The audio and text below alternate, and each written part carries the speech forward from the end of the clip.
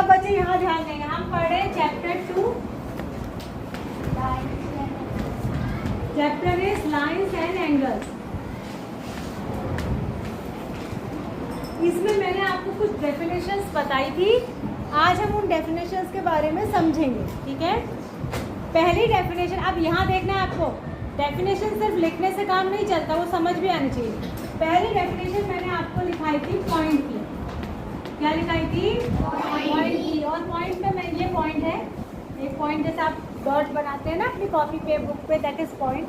तो पॉइंट को कैसे डिफाइन करेंगे, मतलब अगर उसकी डेफिनेशन बतानी तो हम क्या बोलेंगे कि किसको पॉइंट बोलते हैं। तो पॉइंट एक डेस्टिनेशन है, मतलब एक जगह है जो जिसकी एंडलेस लेंथ है, मतलब जिसकी क्या है, लेंथ कुछ नहीं है, एंडलेस नहीं, जिसकी क्या है, नो लेंथ, कोई लेंथ नहीं है जिसकी, यानी कोई भी लंबाई नहीं है। जैसे हम डॉट लगाएंगे तो उसकी कोई लंबाई नहीं है। तो वो एक ऐसी जगह है, एक ऐसा प्रिसाइज पोजीशन है, जैसे मैं कहूँगी ना, मैं ब्लैक बोर्ड के इस हिस्से की बात कर रही हूँ तो तुम समझ जाओगे कि मैं यहाँ पर की बात कर रही हूँ। माने कि प्रिसाइज लोकेशन तो है लेकिन इसकी कोई लंबाई नहीं है। तो पॉइंट की डेफिनेशन ये होती है कि point is a precise location with no length, जिसकी कोई भी लंबाई नहीं है। ठीक है, तो आप क्या बोलेंगे अगर आपको समझाना पड़े, अगर आपको हिंदी में भी बोलना है या इंग्लिश में बोलना है, अगर इंग्लिश में बोलना है तो आप बोलेंगे कि point is a precise location, या प्रिसाइज लोकेशन ही बोलेंगे विच हैज़ नो लेंथ। या हिंदी में बोलना है तो आप बोलेंगे कि पॉइंट एक स्पेसिफिक जगह होती है जिसकी कोई लंबाई नहीं होती, एक लोकेशन होती है जिसकी कोई लंबाई नहीं होती। दूसरी मैंने आपको डेफिनेशन बताई थी लाइन सेगमेंट। क्या बताई थी? Line segment. लाइन सेगमेंट का मतलब होता है ऐसी लाइन, यानी लाइन का एक हिस्सा, सेगमेंट माने हिस्सा, ऐसी लाइन जिसके दो एंड पॉइंट होते हैं, जिसके दो क्या होते हैं, एंड पॉइंट होते हैं। और जब हम लाइन सेगमेंट ड्रॉ करते हैं तो लास्ट में हम दोनों किनारों पे डॉट बनाते हैं और उनके नाम देते हैं, ए और बी, या कुछ भी, जो सी डी ई एफ, जो भी आपका मन करे, एक्स वाई, कुछ भी आप इनकी नेमिंग कर सकते हो। मैं सबको देख रही हूँ, आप ध्यान दे रहे हैं, समझ में आ गई आपको? अच्छा, दूसरा होता है लाइन, अगला होता है लाइन। अब लाइन सेगमेंट और लाइन में क्या फर्क होता है? देखो, जब हम लाइन ड्रॉ करते हैं, दिखाते हैं, तो दोनों साइड एरो लगाते हैं, दोनों साइड क्या लगाते हैं, एरो लगाते हैं। यानी ऐसा लाइन सेगमेंट जिसको दोनों साइड में कितना भी बढ़ाया जा सकता है। अगर एरो लगाया है तो इसका मतलब हम इसको इधर को भी और ड्रॉ कर सकते हैं और इधर को भी, इसकी लंबाई को और ड्रॉ कर सकते हैं। तो लाइन में एंड पॉइंट नहीं होते, उसको हम कितना भी लंबा बढ़ा सकते हैं, लेकिन लाइन सेगमेंट में एंड पॉइंट होते हैं, उसको और लंबा नहीं कर सकते। अगर मैंने आपसे कहा बच्चों अपनी कॉपी में रूलर से यानी स्केल से 5 सेंटीमीटर की लाइन खींचो, तो वो लाइन हुई या लाइन सेगमेंट हुआ? लाइन सेगमेंट हुआ, क्योंकि उसकी मैंने फिक्स लंबाई बता दी ना आपको, 5 सेंटीमीटर की ही खींचनी है। और अगर खाली लाइन खींचो बोलोगी तो लाइन तो कितनी भी लंबी हो सकती है। तो लाइन और लाइन सेगमेंट में ये फर्क होता है। अगर आपको देख के बताना हो तो जिसके दोनों साइड एरो नहीं लगा है और ए बी या ई एफ या जी एच या कुछ भी लिखा है और 2 डॉट बने हैं तो वो लाइन सेगमेंट है, और जिसके दोनों साइड एरो बने हैं यानी वो लाइन। ठीक है, उसके बाद होता है रे। रे और लाइन में क्या फर्क होता है? लाइन को दोनों साइड बढ़ा सकते हैं लेकिन रे को एक साइड बढ़ा सकते हैं। उसका एक एंड पॉइंट यानी इनिशियल पॉइंट दिया रहता है और एक ही साइड में एरो लगा रहता है, यानी कि इधर ही को इसको बढ़ाया जा सकता है, इधर को बढ़ाया नहीं जा सकता है, क्योंकि इसका इनिशियल पॉइंट यानी शुरुआत वाला पॉइंट दिया है लेकिन एंड पॉइंट नहीं दिया है। तो रे में, रे को कैसे पहचानोगे? रे में एक ही साइड पॉइंट लगा और एक साइड को एरो लगा। ठीक है, समझ आती है आपको? तो ये समझ में आ गया, पॉइंट सबको समझ में आ गया। पॉइंट एक ऐसी लोकेशन है, प्रिसाइज लोकेशन जिसकी कोई लेंथ नहीं है। लाइन सेगमेंट एक ऐसी लाइन है जिसके 2 एंड पॉइंट होते हैं। लाइन एक ऐसा लाइन सेगमेंट है जिसके एंड पॉइंट नहीं होते, जो एंडलेस होती है, जिसको कितना भी बढ़ा सकते हैं। रे वो होती है जिसका एक इनिशियल पॉइंट होता है लेकिन दूसरी साइड से उसको कितना भी बढ़ा सकते हैं, इसलिए दूसरी साइड क्या लगा होता है, एरो। अब इसके बाद मैंने क्या डेफिनेशन लिखाई थी, ध्यान से सुनो। इसके बाद मैंने लिखाई थी आपको एंगल। एंगल क्या होता है, देखो एक रे मैंने ये खींची और एक रे मैंने ये ड्रॉ करी, दोनों का इनिशियल पॉइंट अगर एक ही है तो ये रे ये ए है तो ये ए बी रे है और ये ए सी रे है, दोनों का अगर शुरुआत का पॉइंट एक ही बना के जोड़ दिया जाए तो ये जो कॉर्नर है, ये जो कोना बनता है, इसी को एंगल कहते हैं। क्या कहते हैं? और इसकी ये जो दो ये साइड है इनको इसकी आर्म कहते हैं। आर्म, आर्म माने भुजाएं, जैसे तुम्हारी भुजाएं हैं, आर्म से ना तुम्हारी दो, इसको भी आर्म कहते हैं। ठीक है, और ये हो गया एंगल जहाँ पर बना है वो पॉइंट हो गया। ठीक है, अच्छा इस एंगल का नाम भी रखते हैं। ठीक है, सुनो नेमिंग भी करनी होती है एंगल की, ध्यान से सुनना, मैं आज बता रही हूँ, अब आगे आपको 7th 8th 9th 10th 11th 12th हमेशा याद रहेगा। जब हम एंगल का नाम लिखते हैं तो जिस कोने पर एंगल बना है ना, एंगल का नाम 3 पॉइंट का होता है। कितने पॉइंट का होता है? 3 अल्फ़ाबेट का होता है। कितने अल्फ़ाबेट का होता है? 3। ठीक है, लेकिन उसके नाम में जहाँ पर कोने पर एंगल बना है वो वाला अल्फ़ाबेट बीच में आना चाहिए। वो वाला अल्फ़ाबेट क्या होना चाहिए? बीच। जैसे आपका कुछ नाम है ना, तो एंगल का नाम 3 अल्फ़ाबेट का होता है। कितने अल्फ़ाबेट का होता है? 3। लेकिन उसमें जिस अल्फ़ाबेट पे कोना है वो बीच में आना चाहिए। तो इस एंगल का नाम क्या होगा? BAC। क्या होगा? BAC। ये बीच में है तो आप समझ जाएंगे ये वाला एंगल, इस एंगल की बात हो रही। या इसका नाम CAB भी हो सकता है, कहीं से भी करें, बस A को बीच में रखें। और एंगल को ज्योमेट्री में लिखने के लिए बार बार एंगल एंगल नहीं लिखते, ये स्पेलिंग बार बार नहीं लिखते, इसकी जगह एंगल का साइन बनाते। एंगल BAC ऐसे पढ़ते हैं, एंगल CAB। CAB कह रहे हैं तब भी सी एंगल की बात हो रही है, BAC कह रहे हैं तब भी सी एंगल की बात हो रही है। तो इसका नाम 3 अल्फ़ाबेट का होता है, लेकिन जिस कोने पर एंगल बना होता है वो वाला अल्फ़ाबेट कहाँ आना चाहिए? बीच में। बात समझ में आ गई? आप किसी भी एंगल का आप नाम पढ़ लेंगे, मैं अगर आपको लिख के दूँ? पढ़ लेंगे ना? शाबाश, जरा मेरे को पढ़ के बताओ। ठीक है,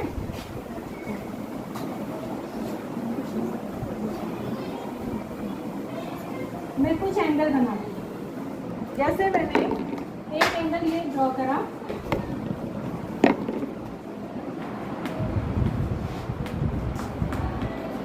एक एंगल ये ड्रॉ करा,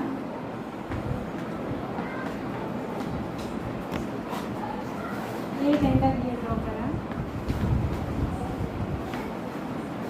एक एंगल ये ड्रॉ करा,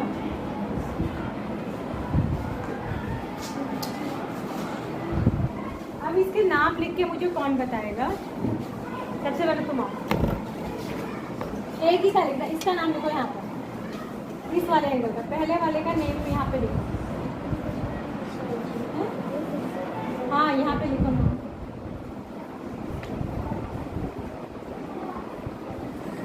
CEA, इसमें कुछ गलती है? बताओ क्या गलती है?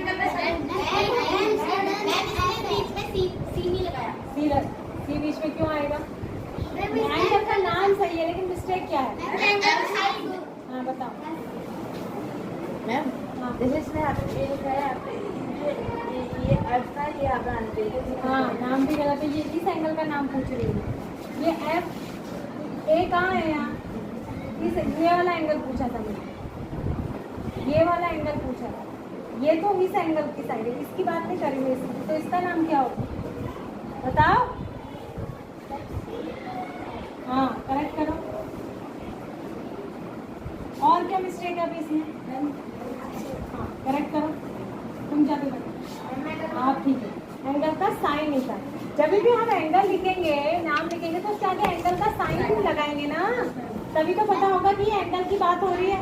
आ जाओ, इस वाले एंगल का नाम तुम लिखो।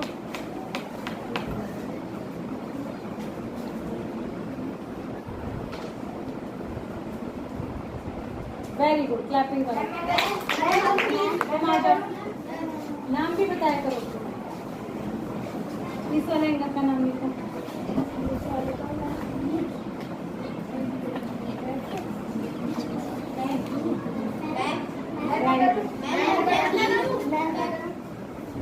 नाम नहीं बता रहे हो तुम लोग अपना, इसका नाम लिखो यहाँ पे।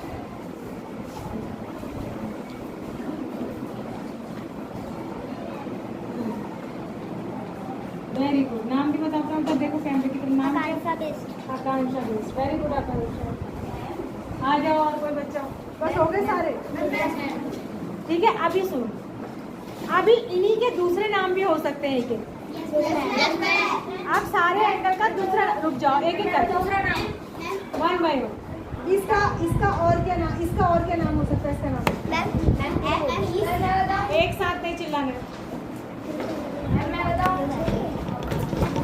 Very good. खड़े नहीं होना है, तुम पनिशमेंट करो। तुम आ जाओ, चिल्लाना नहीं है। मैं किसी को जिसको बुलाऊंगी वो मैं बुला ही लूंगी, सबकी बारी आएगी। जिसकी आज नहीं आएगी कल आएगी।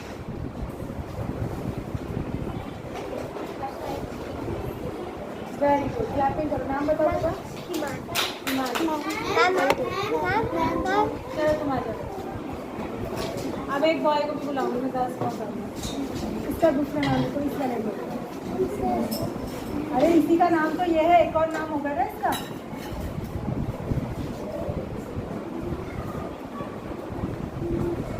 नाम क्या है तुम्हारा? आयशा। Very good Ayesha. चलो सबसे पीछे, तुम एक बार आते नहीं थे आप।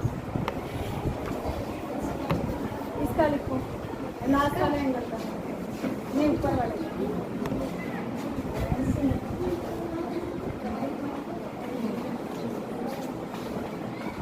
Very good. नाम क्या है? हार्दिक। वेरी गुड, क्लैपिंग करो इन सबको। अब आपको कोई भी एंगल दे दिया जाए, आप नाम लिख लेंगे? Yes ma'am. तो ये आपको एंगल समझ में आ गया? Yes ma'am. अब हम मोस्ट इम्पोर्टेंट चीज पढ़ने जा रहे हैं बेटा, टाइप्स ऑफ एंगल्स। कल मैंने आपको एक फिगर बनवाया था यस मैम। उसको मैं यहाँ पर बना रही हूँ अभी, और आपको समझाऊंगी, आप ध्यान देंगे। कल उससे रिलेटेड भी आप बोर्ड में प्रैक्टिस कल करोगे, ठीक है? तो जिनका आज चांस नहीं आया उनका कल। देखो मैंने आपको ये बताया था, ऐसे करके एक साइन बनाना बताया था ना? ये देखो, अगर हम पूरा सर्कल घूम जाते हैं तो ये होल एंगल होता है। होल माने पूरा, होल का मतलब क्या होता है? पूरा। और मान लिया हमने यहाँ से शुरू करा था चलना, हम ऐसे चले, यहाँ एरो लगाया मैंने, ऐसे घूम के ऐसे वापस आ गए, तो हमने पूरा एक एंगल घूम लिया। और कंप्लीट एंगल, इसको कहते हैं कंप्लीट एंगल, या इसी को कहते हैं होल एंगल। और इसकी वैल्यू होती है, एक चक्कर पूरा लगा के यहाँ पे आ गए तो इसकी वैल्यू होती है 360 डिग्री। तो कंप्लीट एंगल कितने डिग्री का होता है? 360 डिग्री। कंप्लीट एंगल कितने डिग्री का होता है? 360। अगर मैंने यहाँ से शुरू करा और मैं ऐसे पूरा सर्कल घूम के वापस यहीं आ गई, तो मैं कितना डिग्री घूम गई? 360। कितना घूम गई? 360। खाली 60 बोल रही हूँ, 360 डिग्री। ठीक है, अब ध्यान से देखना। अभी मैं यहीं पर हूँ, मान लो मैंने चलना शुरू ही नहीं करा, इसी लाइन के ऊपर खड़ी हूँ, तो मैं 0 डिग्री चली। मैंने अभी मैं चली नहीं हूँ, मैंने कोई एंगल नहीं घूमा, ठीक है? अब मैंने यहाँ से ऊपर की तरफ चलना शुरू करा, तो 0 से ऊपर क्या आएगा बताओ? इससे थोड़ा सा ऊपर क्या आएगा? 1 डिग्री, फिर 2, फिर 3, फिर 4, फिर 5, फिर ऐसे। और 90, ये होता है 90, ये होता है 180, ये होता है 270, और यहाँ पर होता है 360। जिस लाइन में 0 होता है उस पे 360 भी होता है। आप सुनिए, मान लिया मैंने यहाँ से चलना शुरू करा और अभी मैं 90 पर नहीं पहुँची हूँ, यानी 0 से ऊपर और 90 से नीचे, यानी 0 और 90 के बीच में, यानी 1 से लेकर 89 तक। इसको कहते हैं एक्यूट एंगल। यानी एक्यूट एंगल जो होते हैं वो 0 डिग्री से बड़े होते हैं और 90 डिग्री से छोटे होते हैं। हाँ, ग्रेटर देन 0 और लेस देन 90। 0 से बड़े और 90 से छोटे सारे एंगल क्या कहलाते हैं? एक्यूट है। तो 10 डिग्री का एंगल क्या होगा? एक्यूट। 12 डिग्री का एंगल क्या होगा? एक्यूट। 30 का क्या होगा? एक्यूट। 35 का एक्यूट, 25 का एक्यूट, 40 का एक्यूट, 45 का एक्यूट, 50 का एक्यूट, 70 का एक्यूट, 80 का एक्यूट, 105 का। ठीक है, तो यहाँ से 89 तक तो क्या हो गए? एक्यूट। और जैसे ही हम 90 पे पहुंचे इसको कहते हैं राइट एंगल। तो 90 डिग्री के एंगल को क्या कहते हैं? Right angle. 90 डिग्री के एंगल को कहते हैं राइट। अब हम 90 से थोड़ा और आगे बढ़े, तो 90 के बाद क्या आएगा? 91। सुन लीजिए, 90 के बाद आएगा 91। तो 91 से लेके 180 से पहले आएगा 179। 91 से लेके 179 के बीच में जितने भी एंगल होंगे वो कहलाते हैं ऑब्ट्यूज। क्या कहलाते हैं? ऑब्ट्यूज। तो 120 डिग्री का क्या होगा? ऑब्ट्यूज। 100 डिग्री का क्या होगा? ऑब्ट्यूज। 105 डिग्री का ऑब्ट्यूज। 130 का ऑब्ट्यूज। 150 का ऑब्ट्यूज। 160 का ऑब्ट्यूज। 170 का ऑब्ट्यूज। 175 का ऑब्ट्यूज। 179 का ऑब्ट्यूज। 180 का स्ट्रेट। हाँ, इसको स्ट्रेट लाइन एंगल क्यों कहते हैं? क्योंकि ये पूरा स्ट्रेट लाइन पे बना होता है, सीधी लाइन पे ऐसे। ये स्ट्रेट लाइन एंगल होता है। तो ये कितना होता है? 180 डिग्री का। कितने का होता है? Straight line 180। अब हम 180 से थोड़ा और आगे बढ़े। 181 से सुन लीजिए, 181 से आगे चलते रहे। अभी 360 पे नहीं पहुंचे, उससे पहले 360 से पहले आएगा 359। तो 181 से लेके 359 तक सारे एंगल्स को कहते हैं रिफ्लेक्स एंगल। क्या कहते हैं? रिफ्लेक्स। तो आपसे कोई पूछे कि 190 डिग्री का एंगल क्या होगा, तो ऑब्ट्यूज कहोगे? रिफ्लेक्स। 180 के बाद क्या बोलना है? रिफ्लेक्स। अगर आपसे पूछे कोई 210 डिग्री का एंगल, रिफ्लेक्स। 250 का रिफ्लेक्स। 270 का रिफ्लेक्स। 300 का रिफ्लेक्स। 310 का रिफ्लेक्स। 320 का रिफ्लेक्स। ठीक है, तो यानी 359 तक सारे रिफ्लेक्स। 181 से लेके 359 तक जो भी नंबर आएगा सब रिफ्लेक्स। फिर जैसे ही उसने बोला 360 तो हो या कंप्लीट, होल एंगल या कंप्लीट है, होल एंगल या समझ में आ गया आपको? अच्छे समझ में आ गया। अब आपने क्या करना है, मैं आपको कुछ एंगल्स के नाम दे रही हूँ, आपने इसके आगे लिखना है कि वो कौन से टाइप का एंगल है। राइट एंगल है, ऑब्ट्यूज है, एक्यूट है, क्या है। और ये आपको होमवर्क में करना है, आज का होमवर्क है ये। ड्रॉ नहीं करना है, खाली लिखना है एक्यूट होगा, ऑब्ट्यूज होगा, क्या होगा क्वेश्चन। हाँ, कॉपी में। और किस पे लिखोगे? बुक में।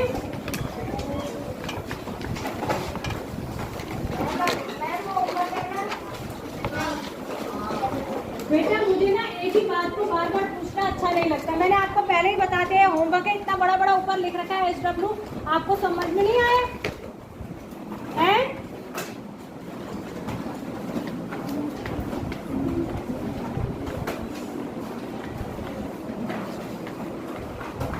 इनके आगे लिखना है एक्यूट है, ऑब्ट्यूज है, क्या है।